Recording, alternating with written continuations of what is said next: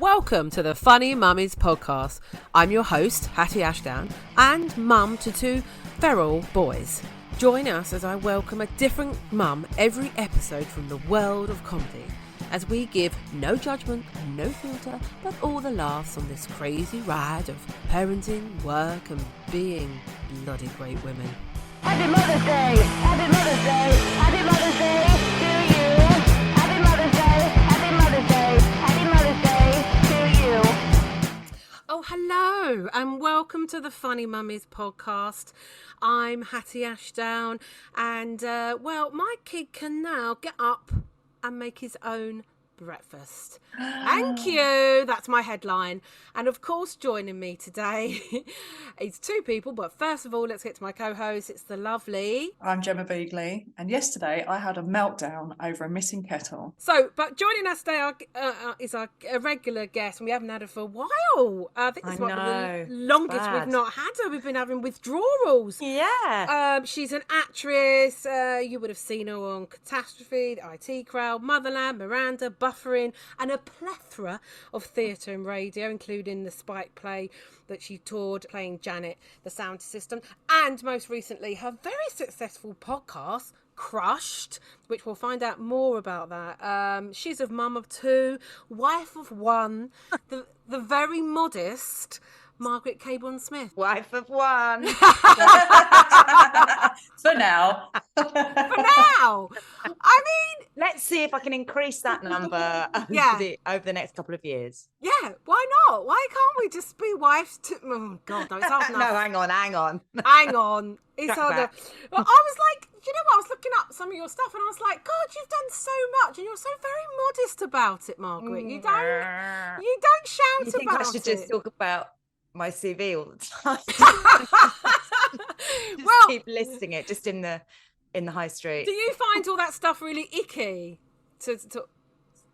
Yeah, also, I mean, a lot of this stuff, like, it's tiny parts. I have got a really good CV, but most of the time it was saying one thing. It was reacting to a famous person. No, it was not. No, But Have you got famous friends though, Margaret? I mean, I do have famous friends. It's what puts me off fame, Gemma. Oh right, yeah, okay. Really? Yeah. Oh, we want to know more. What is? Who's your most? Can you say who your most famous friend is? Do you know what? He's not a friend, but I am going to Wrexham this weekend, and I intend to meet Ryan Reynolds. That is my plan. Because my friend is the executive director of Wrexham AFC, and he's sort of the one who got Ryan and Rob into football. Humphrey. Yes. So the thing is, I've learned this in the last few years. It's not that 1 degree of separation. It's the 2 degrees separation. That's absolutely. They're the ones. They're the ones that are going to make and break you. Yeah, exactly. Oh, fantastic. So, I couldn't think what he's been in, Ryan Reynolds. He's just like a kind of... what's the one? Free Guy? That's a recent one. He's with, what's her name from Gossip Girl? Blake Lively. Very, very handsome. One of the most handsome men in the world. Yeah, I would say so. Okay. Isn't he a superhero? Isn't he a Marvel thing? Yes, he's a Marvel. Yeah, he's Deadpool. Yeah, he's Deadpool. Okay. Which I should possibly watch before I try and meet him. Yeah, do that. Yeah, know what he's been in first. Yeah, because I don't know if you go to someone and go, listen, I'm interested in you because you're very handsome, but I know nothing about you. I don't know what you've been in. No, to be fair, I love him because I don't know if you've watched Welcome to Wrexham. No. I actually love him because of that. Like, he's just so nice and fun. Oh, and doing this amazing thing. Yeah, it's really good. It's brilliant. And Rob as well. You mean Rob McElhenney. I will hopefully meet him. Yeah. So what are you doing to meet them again? Sorry. I'm going to visit my friend Humphrey, who lives in LA for most of the year, but he wants to live in Wrexham for a lot of the time because he's executive director there. But he doesn't, I'm just going to go and visit him, keep him company. Right. Say no more. Being wife number 2. He already has his wife. You know, he has a... Okay, so I always love to ask Margaret what we're going to talk about, because obviously, if you've not tuned into this podcast before, we talk to mums that are funny, but we don't really talk about parenting. We just chat and chat. But we're not giving you any advice. Yeah, You're not getting anything from us. I'm afraid to say, if you've come here for advice, you're going to get opposite. But what you will get is a non-judgy attitude to parenting. And Margaret always comes up with good topics. That's why I was saying about being modest, because on Facebook, you're very good for coming up with a conversation topic on Facebook.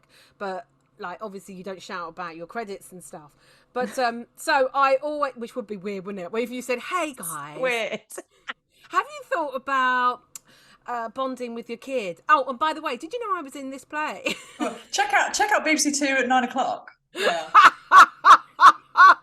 So, actually, we've talked about this before, haven't we? That none of us are very good at boasting about what we're actually up to, you know? I think we're all a bit like, oh no, I don't do anything. Well, we live in this society now, especially with social media, particularly Instagram, I think, where, you know, there's this whole thing of like Instagram versus reality. So we do know it's not real, but it's still, even though I know, I still goes into my consciousness to just tell me like they're having a better life than me. And I think but yeah, the people that are putting up loads of stuff, like clips of stuff that they're doing, they're not doing it for their mates, they're doing it for the producers or anyone that exactly. It's part of the job, isn't it? It's for work, really, isn't it? Yeah. So you tell us about, so me and Gemma were saying our headlines, and is this something that's in your headlines? So you said to me about bonding with your kids, about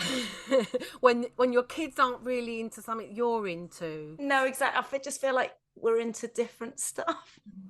I mean, you could say that about an 8-year-old boy, can't you? Well, basically, he keeps tricking me into talking about Pokemon, and I cannot understand it. Like, but you know, it's all sort of starting by going, would you like to have wings coming out of your head? And I'm really thinking about it and wondering. And then it turns out it's just that he wants to talk about Pokemon. And actually, right, he hates swimming lessons. And so I decided as a treat, if I pretend to be interested in Pokemon on the way there and on the way back. And then, but it's awful because when we get in the front door, I think he thinks he's won me over. But I'm like, no, that is it. I am not talking about it anymore. And he's like, oh. So did you tell him that you were going to pretend, or you? Yeah. I wasn't trying to cover it up.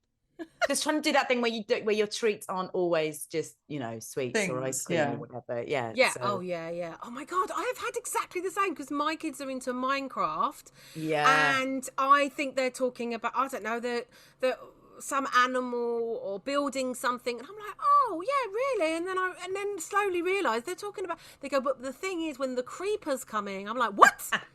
Oh, they're talking about Minecraft. That reminds me of this crazy dog walker that I used to have, and she'd talk and talk and talk and talk and talk, and I wouldn't know whether she was talking about dogs or people. She would just be talking, oh, because you know Bertie and blah blah blah. I think, yeah. I think Pokemon's the same, except they've got silly names like Frotch. Yes, exactly. It's clearer. Charmander. Yeah. Crustal. Actually, I remember I used to work with a woman who was similarly just would talk and talk and talk. And I realised that when she was talking about someone called Ali, and it turned out she was talking about Ali McBeal. But she really felt like that was her friend. You know? And I was like, oh my God, I can't take this. Why do you know these people in America? What? So like she's talking about, oh my God. Yeah, she was telling me storylines of Ali McBeal that it would become apparent that it wasn't her mate Ali. It was who's a lawyer. The character. Yeah. I love that. But I think I probably do a bit of that with my husband. Like I was saying yesterday, I get obsessed with TV shows or obsessed with TV, and then I seem to be off it for a bit, and then I come back. And bless him. I think he has a lot of that where I'll be chatting away. And because you know the Traitors. Have you seen any of the Traitors? Never watched it. Okay, it's amazing. But anyway, I won't start banging on about it. But we just watched the Traitors Australia. But I was thinking, I felt bad about it because my daughter dreamt about one of them last night. She was like, one of the people from the Traitors Australia is in her dream, and I was like, we need to see some real people. We need to actually. It's too much. Oh, let's okay, so I don't know, do you feel anything, Gemma, bonding, you know, because how old's yours, Gemma? He's 8, nearly 9. He's just finished year 3. Well, here's my take on it. Here's my hot take. So I remember going to see a therapist a few years ago, and she was like, tell me about your father. And I said, my dad and I had nothing to talk about. We had absolutely nothing in common. I couldn't connect with him. I couldn't find any interest in what his stuff was. And she said to me, it is not the child's job to connect with the parent. Like it's for the parent to come down to the level of the child and say, you know what I mean? You know? Yeah. And so I kind of, so that's kind of what that's always stuck in my head. So you are into Pokemon now. Well, no, this is the thing. So theoretically, I'm like, it should be me, but it's so boring. UEFA FIFA is boring. Pranks on YouTube is boring. Pokemon, Army Soldiers is the new boring thing. And confusing. Exactly. Yeah, we've just been on holiday, and I stupidly trusted him to pack his own bag. Oh, reason. You didn't, Gemma. Within reason. So I kind of packed like enough pants and whatever. Okay. We got to Italy. I opened it, and rather than packing the jumper that I told him to put in, he'd packed this massive bag of small plastic army soldiers, like from Toy Story. Oh, love him. Soldiers that he has never once ever shown any interest in, but now we're getting on a plane. That is so cute. And I can't be bothered with soldiers and armies. I'm not interested. No, it's hard, isn't it? I wouldn't know how to begin playing soldiers. I mean, you've got a girl as well, Margaret. I mean, and me and Jem both got boys. And I know, again, you shouldn't stereotype. And I've always tried to sort of like, do that thing of giving my boys dolls, giving them dolls house, all the same things. I did that thing of not steering them away, because you see people do it in the shops, right? No, I know. They subconsciously don't realise they're steering them away from the pink aisle, and I've never done that. I've always just gone up the same aisle. I haven't raced to the boy aisle, but they do. Both of them have just gravitated to the soldiers and Lego. But my youngest has been a bit more into cuddly toys and stuff like that. He's 5 and he still loves his cuddly toys and all like that.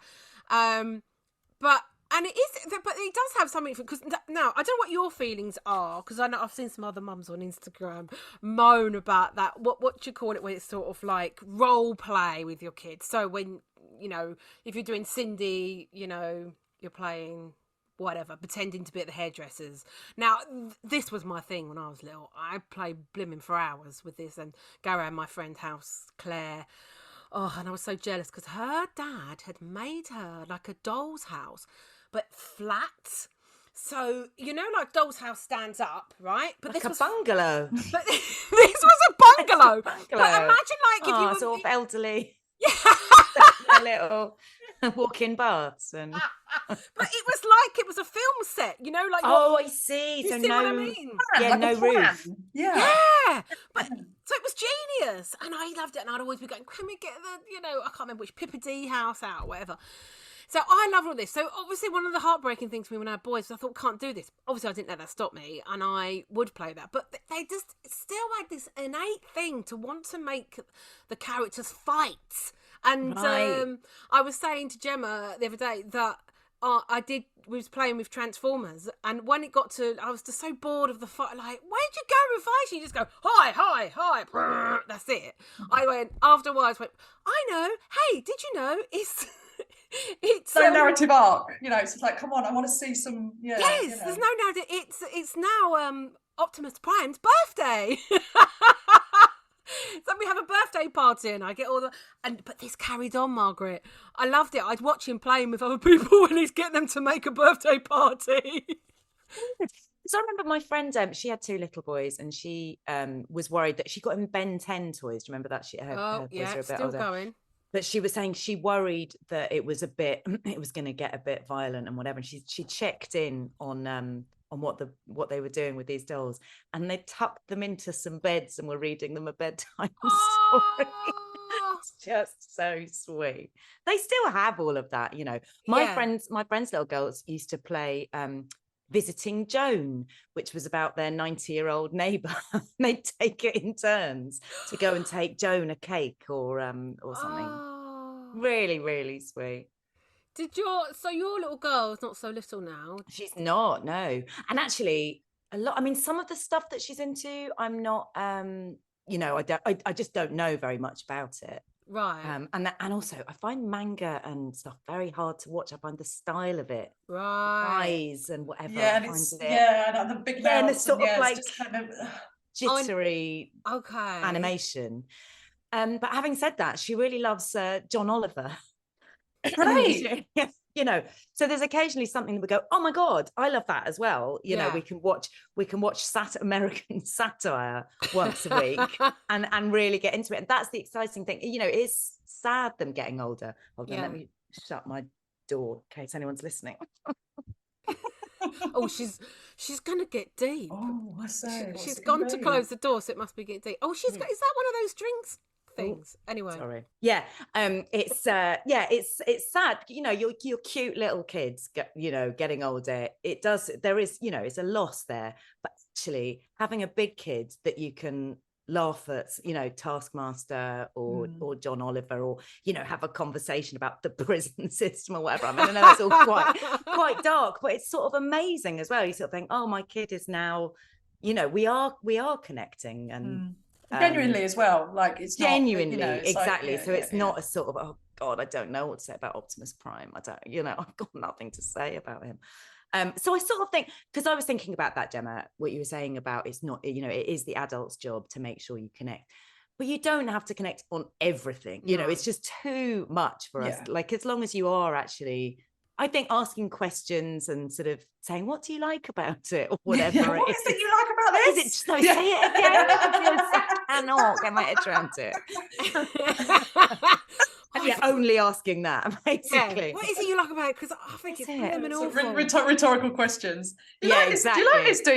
You like this, do you? The stuff they watch on YouTube, I can't get I don't know why you like watching people play games. I've accepted this because I watch extreme rug cleaning, extreme car balloting. I watch people. So I think, that is weird. To be fair, to be fair, what we're into is weird as well. Like, I can absolutely see that my kids would be like, my daughter said to me this morning, what you like watching is funny, sad, middle-aged women. That's just like, spot on. If you can see it, you can be it. Just watching a lot of Victoria Woods and Steel Magnolias. Comforting stuff. No, I think that's just it, isn't it? Just find something that you can connect on. What have you got there, Gemma? That's Victoria Woods. That's great. Look at her lovely picture. That is brilliant. I'll probably put this episode on the YouTube. Like an old granny.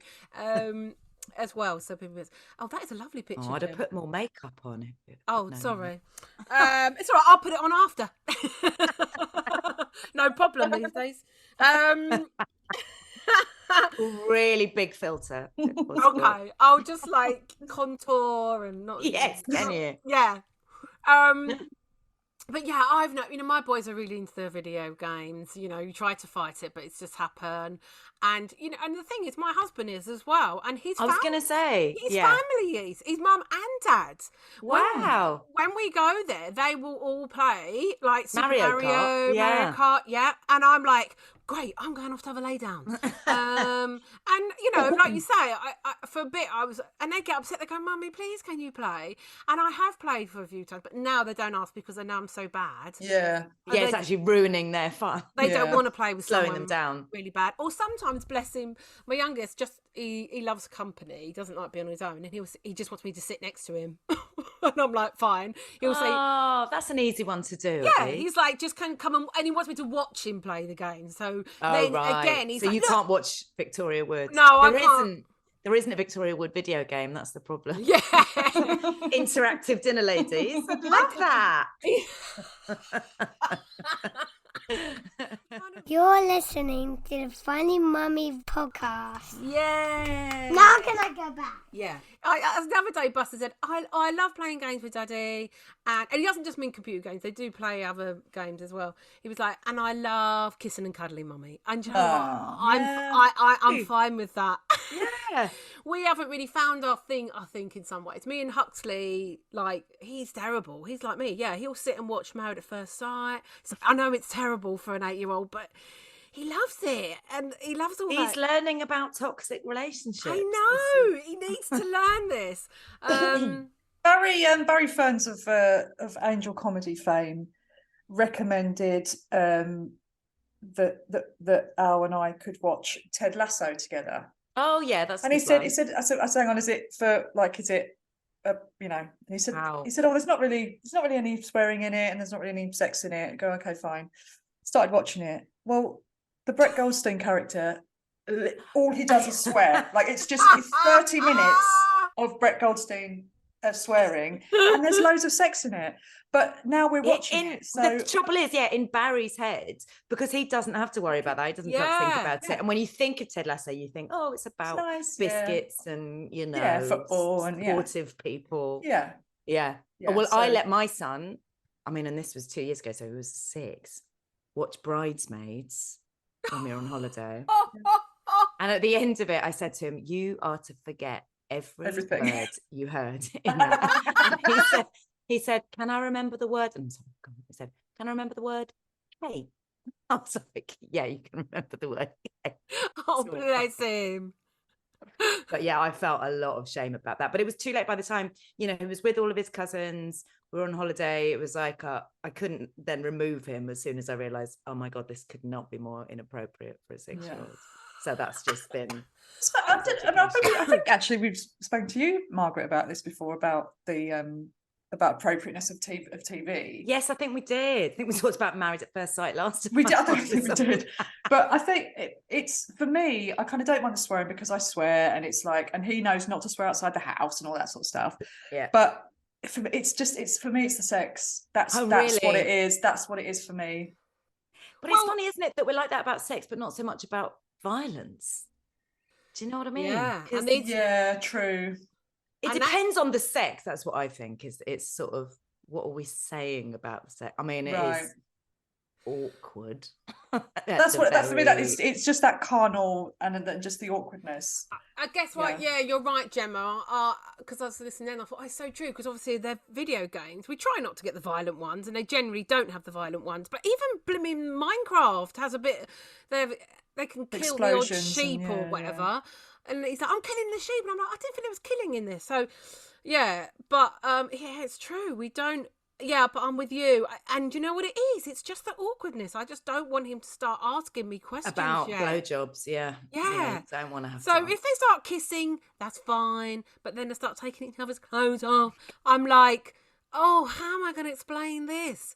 And that's why I just don't want that conversation yet. But actually, maybe it's better to have that conversation.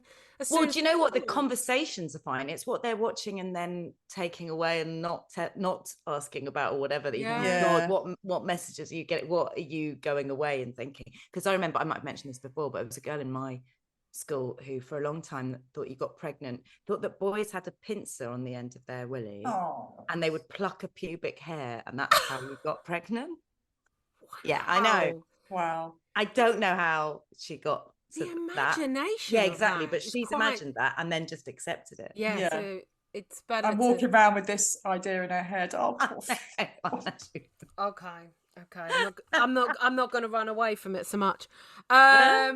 So I think this juncture, I want to talk a little bit about your podcast, Margaret, because it's been doing so well, and I'm loving it. It's such a lovely idea. How did it come Thank about? you. Well, so I wanted to do a podcast about something that I was an expert in, and there isn't a lot of that. So crushes, that's what you want. It's something I first of all had an idea for a book called Everyone I've Never Slept With, because I honestly feel like the people I haven't slept, the people that I was just obsessed with and never got anywhere near, say more about me than the few people I have slept with. Right. And just sort of stories from that. But I realised it's a bit like, Susie Ruffles' podcast about Out, which I really love. You just sort of realize, and obviously that is not, there's loads of boring straight people like me who don't have a coming out story. But it's really, really universal crushes. There's always, even the people who come up. So Jenny Eclair came on and basically said she hadn't really had she fancied a pop star for a bit when she was 15, and then she was like, and then you just have to grow up and start actually snogging people and actually having sex and whatever. But we had an amazing conversation about not having crushes and about being, because some people just don't go in for the whole pining. I don't know about you two. Did you make collages? Did you send letters to pop stars? Well, I'm just thinking then she must have. You obviously, I need to listen to that one now, but surely not even people that she just sort of liked even for a day, that she met on the set or something like that. she's just one of those people that if she liked someone, and we've had a few people like this on, if she likes someone, she just goes for it. She just tells them and whatever. And I was just like, wow, okay, because I would just do 2 years of not telling them and just be like getting more and more like, oh my God. And today I remember sometimes not so much in pain. Sometimes it was just sort of more fun to not be. I mean, I remember a friend of mine saying all of your, I mean, this is my early 20s as well. He said, all of your stories are like, oh, and then he gave me a weird look and then he went home. What do you think that means? I was like, that's not great, is it? That's not sort of active woman going out to get what she wants, just making up stories in my own head, Did you keep a diary as a young girl then? Yeah. Yeah, I imagine you did. Yeah. Or do you still do? No, I haven't done. Do you know what's super dramatic in that way? The first proper heartbreak I ever had, I stopped that day. I was just couldn't. I was just Margaret. Split You up couldn't with even bring myself to write about it. No, God. and then it's just sort of laziness and whatever. I wish I did. Do you keep journal? No, I don't. And again, I wish I did, because I remember, I don't know if she still does, Josie Long, I remember her telling me only about 2 years ago that she still did, and she was like, it really helps with material as well. I bet. And I was like, that's such a good idea. So then I do that thing of like, right, I'm gonna do one, and then I can show you now a notebook where there's like 1 page written in it. Richard Herring still doing his blog? Oh, that's a really good point. I don't know, because similarly he started, I think there was a point, a few years ago, where he had like the longest running consistent daily blog. Because it was going for like 11 years or something. I wonder if he's still going. Ridiculous. Yeah, because considering the number of other stuff he does, like the other podcasts and whatever. A family man now as well. Yeah, he likes a project, doesn't he, that man? Oh dear. Yeah. Well, but so Gemma, did you have any? Was you the sort of person to have a secret crush? Yes, and still am. Are you? Yes. Yeah, I still am. Yeah. But it's kind of I love a deep dive. I love to become a PI and find out shit about people. And oh my God! And these days, it's so you really can. Looking at stuff. And I had one last year, and I a real person, or a celebrity? A real person, but with a profile. And I asked him out for coffee, didn't I? She don't just mean a Facebook profile. She means. I asked him out for coffee, and he in a very kind way said no. But it was just kind of like, But yeah, I do kind of. I suppose now that I'm older, I feel like that those crushes are kind of like projects now. Yeah, it's like a project.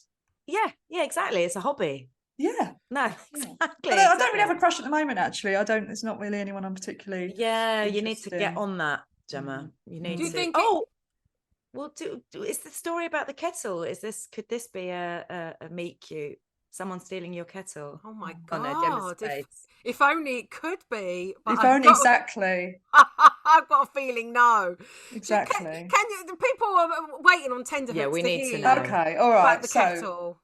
come back from holiday yesterday. First moment back into the office. My morning routine: dump my stuff on my desk, go downstairs to the green room to make a cup of tea. No kettle. I mean, unacceptable. Right. Okay. So it's usual. You know, the last kettle went missing because, name drop, Colin Holt needed to shave in the downstairs dressing room, and there was no hot water. There was no hot water, so you know. So that's why so this kettle just wasn't anyway. So I thought it was probably in a dressing room. Went down to the bar, spoke to my colleague. So this kettle's missing. Oh, I've we put it on the van to Edinburgh. Well, I fucking lost it. Like, I just went from naught to, I just went, that's my kettle. She went, what, from home? I went, no, I bought it. I bought that kettle. I said, can I swear, Hattie? Yeah. I said, I get fuck all from this place. Everyone else is drinking flat whites all day. All I want is a kettle to make a fucking cup. I mean, I just lost it. I stormed out, walked over to Curry's, bought a kettle in fucking rage, and she was shouting after me, going, "We thought you'd be pleased. We didn't buy another kettle, and we're saving money." I was like, "It's mine." Yeah, I feel like I'm writing that down as the title for this podcast. I walked over to Curry's in a rage. So what? Yeah, rage. Because you're lucky to have a Curry's near you, because obviously we were talking about this. Electronics are hard to come by.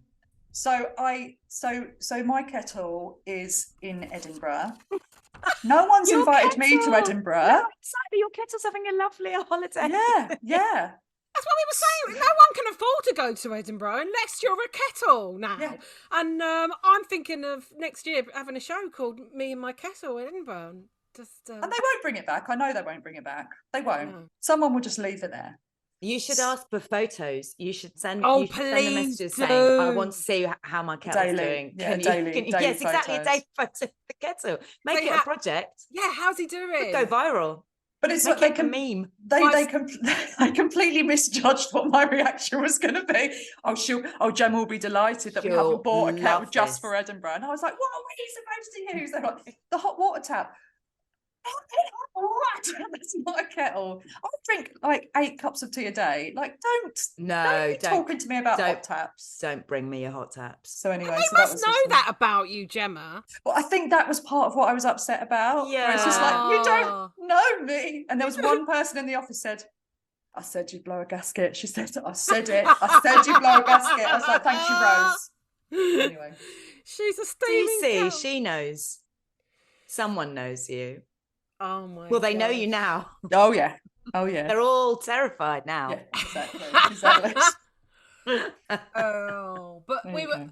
Was there because I think it's a whole nother topic, maybe, Margaret. But when people, it happens a lot when you have house shares, I think, and I wonder whether it starts to happen again once your kids get older.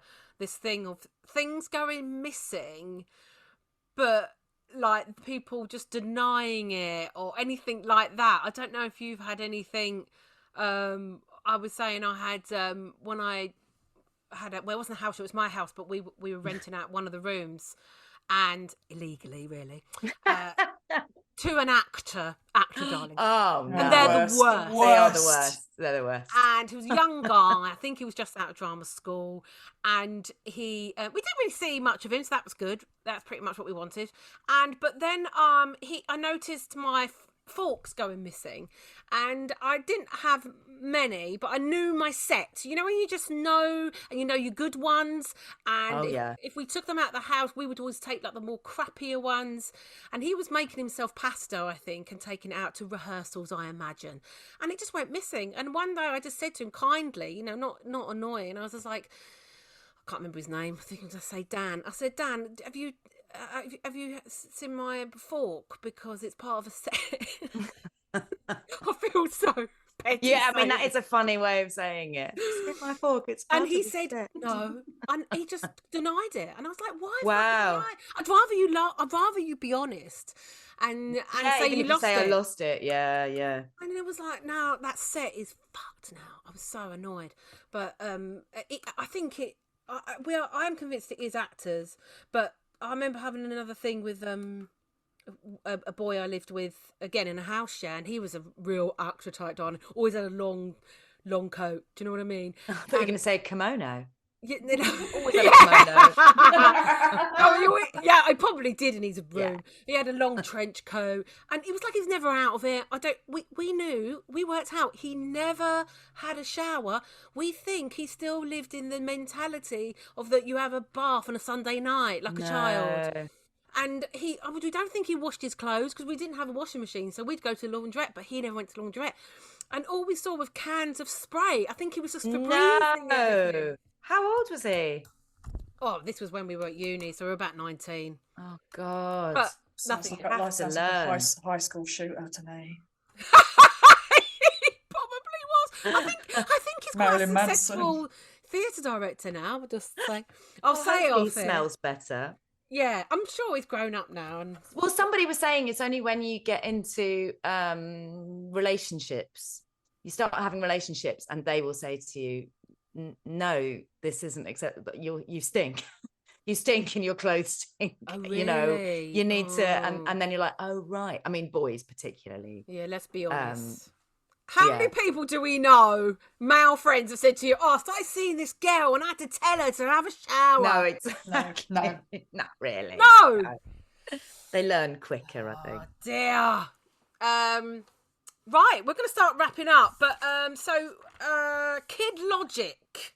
Kid Logic. Now, it's a regular feature. You know, I like to do it as well because we often it's easy to moan about our kids. It's so easy, and Try it.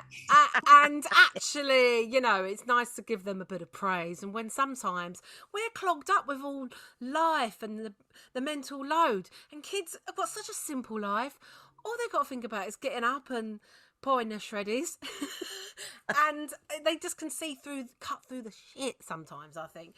And I don't know, Margaret, do you ever actually ask them for advice, or do you find yourself going, "Oh, I don't know what to do about this"? And Oh, I mean, no. no.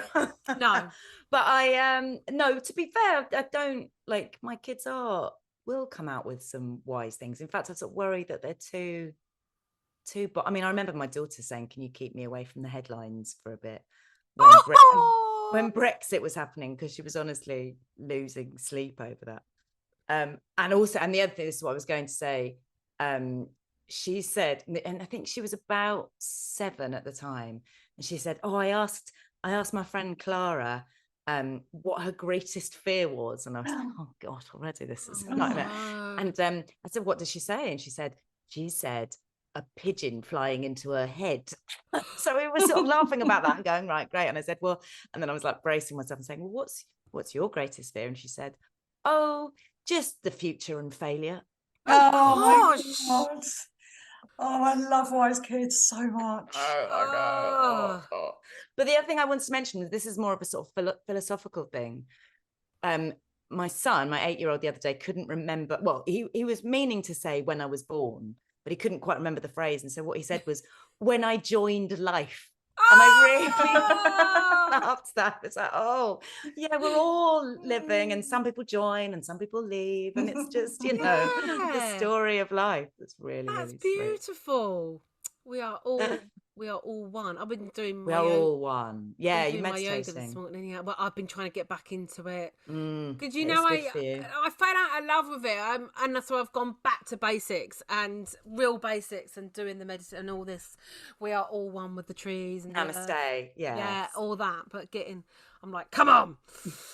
I don't think you're supposed to shout, "Come on." I think that's why I got shut out. Yes.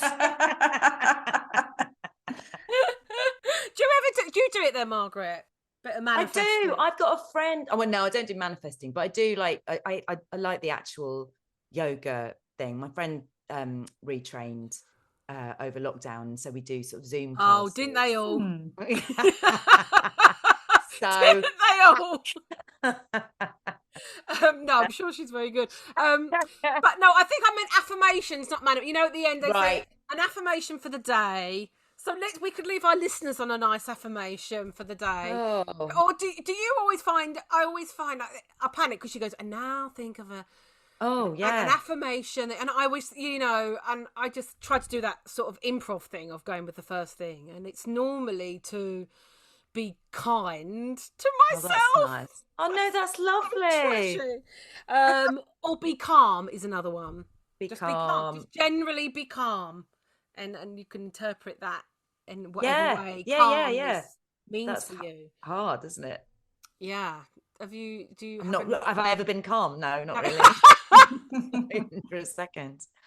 What do I do when? But I feel like I start panicking. I start thinking, well, I just want just want my kids to be healthy, and then you start spiraling about what else could go wrong, Yeah, you're like, I get too big too quickly. You meant to think of one word. Yeah, exactly. That's what. Yeah, I'd like a sort of proper mantra. Got a mantra? Gemma, have you got a mantra? No. No. That's a good mantra, Gemma. Yeah, just no. But look, it can't like a calm thing. For me, it's just like peace. Just peace. Peace. That's nice. Yeah. For myself, for you, peace. I love that. I wish I'd filmed that. Have it as my ringtone. It's filmed now. You can have it's filmed now, exactly. I'm going to just clip it for you. Gemma saying. Because actually, you know what Gemma has? That's a really sort of hippie-ish thing to say, but she says it in a proper no-nonsense way. And I think that's the best of both worlds. Just peace. Just peace. Peace for you. Peace for Gemma. me. Sorry, can I just say something? My therapist last night said to me, but name drop. She said, "Blang, yeah." What an impish face with a masculine energy. Get the t-shirts. Oh my god! And she was just, I was like, so how about that? What you could do is get business cards with that on. Gemma Beagley, impish face, and just a number. Face of an imp, energy of a man. Well, I mean, I would take that. I think those are both really cool things. And you said to me that you feel like all she's edging for is for you to go on a date. Yeah. It's like quantum leap. It's like, get me on a date and then she's just going to leap onto the next person. Well, maybe interesting. Well, it's good that, I mean, you asked your crush out. You need a new crush. That's what you need, Gemma. Yeah, I know. I think before I had, a marriage, I definitely would always have a crush. I feel that's what kept me going. It was sort of like... Yeah. I still do, and I do have a marriage. Yeah, well, I was going to say that, but he's next door. Yeah. Oh, slagging off our kids. It sort of keeps you going, doesn't it? But I'm sure you explore that all in the podcast. So on that note, Margaret, anything you want to big up apart from your podcast? Just Crushed by Margaret Cabourn-Smith. If you want me to boast about something, it was on the top 20 podcasts of all time in the Guardian. Of all time. But that's just a nonsense, isn't it? I mean, I don't think anyone knew that that's what they were saying when they were suggesting things they liked. Oh, that's lovely. And what's been your favourite one? I know it's hard. Oh no, they're all my babies. No, that's such a hard question. Okay. Yeah, it's a hard. A highlight. Give us a highlight though. If it's not a highlight. Dolly Alderton, which was the first one we put out. We recorded lots, but the first one we put out, she's just amazing. And one thing I liked about it, because some people end up talking about, their teenage years, which is like obviously when the big ones happened. But she came right up to date and said she'd been. She direct messaged, who's that? The guy who plays Superman. Come on, we have Toby Maguire. No, Superman. That's Spider-Man. Henry Cavill. Right. She DM'd Henry Cavill. That's how mad she still is, even though she's.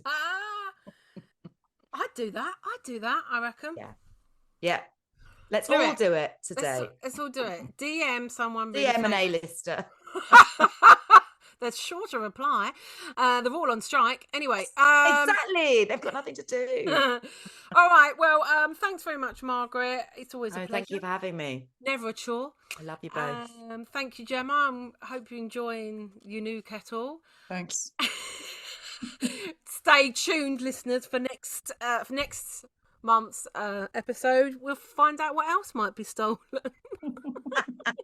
Thank you for listening and downloading, and do keep downloading and sharing. It is the only way people find us. It's the only way people find us. Enough people don't talk about podcasts, and why don't you be that person? Talk about it and tell people they need a little bit of mum and tonic about it in the street. Yeah, just shout out your window, like the town crier of podcasts. Okay. Bell. Lots of love. Bye. You've been listening to the Funny Mummies podcast. Thank you to my co-host today, my guest, and today's show was edited by Scott Kingsnorth. Thank you so much for listening and supporting this show. If you'd like to support it more, I know you can do even more. You can follow us on Instagram at funnymummies_podcast, and that will tell you all the updates. You can also support us by buying us a coffee or something on one of these fangled things called Ko-Fi. I'll give you the whole address. It's ko-fi.com/Hatty Ashdown _funnymummiespod. Got that? Thank you for listening, subscribing, and taking the time for you. Happy Mother's Day! Happy Mother's Day!